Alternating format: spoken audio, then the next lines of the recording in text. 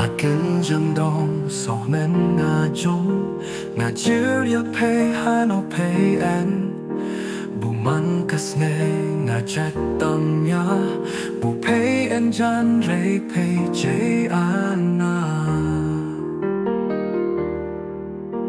so men na jong per khat yen ta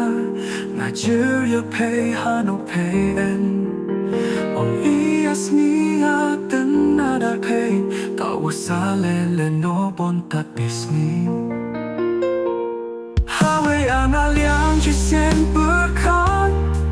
nan le no bon ta ong chau ma ha bui pru kia tu khana ki di pen choi ha chu mei chu pa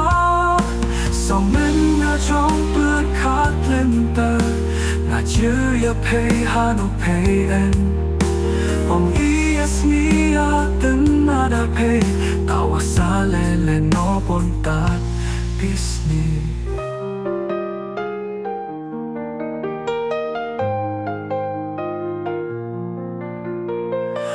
ong purei ong ha pay na shem en rat sa da hawe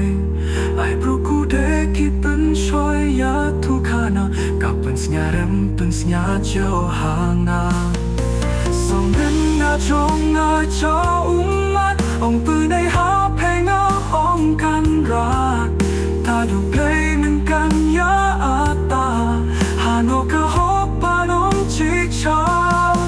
ngas ni da su ne ya pay ko ie sni ya le no ra kana I bru hai snap kan re ya I reu be